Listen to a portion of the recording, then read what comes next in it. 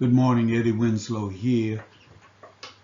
My report for Class Education 703 is on Rebecca Protten. Rebecca lived from 1718 to 1780. She was a former slave and a black female missionary in the Atlantic world during the 1700s. She was born in Antigua, a British colony, and born of an African mother and her white slaveholder. Her master died when she was 12, and shortly thereafter she was freed.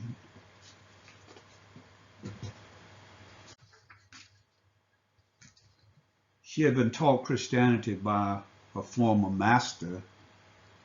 She wasn't completely involved in the church until soon after his death, when she was converted to Christianity by Moravian missionaries.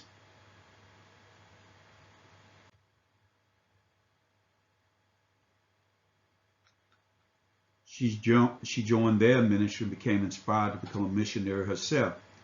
She became very dedicated to her work, earning her the title of Mother of Modern Missions. She started her missionary work in St. Thomas by leading a project of converting African slaves to Christianity. She mainly worked with women, and she was forbidden from preaching the gospel because of being a female.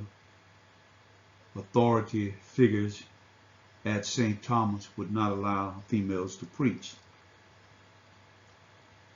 The colonial authorities saw her as a threat to her, so they imprisoned her because she inspired slaves to protest against their masters. Then, in 1742, she was freed from prison, but she was sent off to Herrnhut, Saxony, which was founded by Moravian exiles.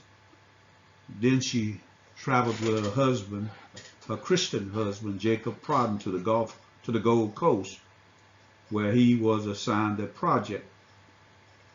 Rebecca wished to return to St. Thomas, but she was too ill to return. She died in 1780 in Christiansburg on the Gold Coast. Because the Moravian community believed that God viewed men and women as equals, Protten was given many opportunities that other women typically didn't have at the time, including preaching and holding leadership positions within the church once she was outside of St. Thomas. Female preachers were given as many opportunities as male preachers. She was brilliant and revered for her work with African women slaves. She guided them to join the church and taught them to read as well. Her work taught slaves what it means to work together, have hope, and trust in God. This message led to the enlightening and emancipation of many African slaves.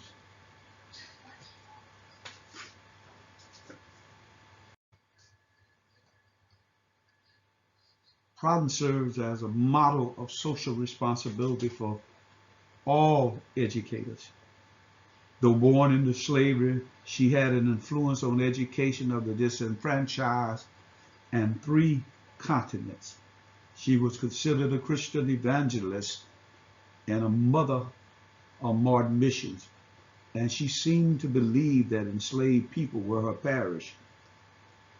Her freedom was initially gained as her Christian owners took note of her excellence in Bible reading and other literature. They offered her a job as a house servant. She serves as a model for all that are involved in education and or missions.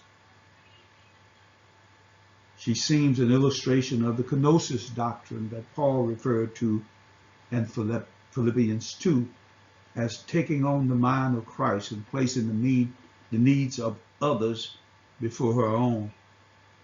That's what, in my opinion, will change education in America, is that when we place the work above ourselves. That's what will change it. Ronald Reagan is given credit for this quote, and I paraphrase: you can do great things if you don't care who gets credit for it. Thank you.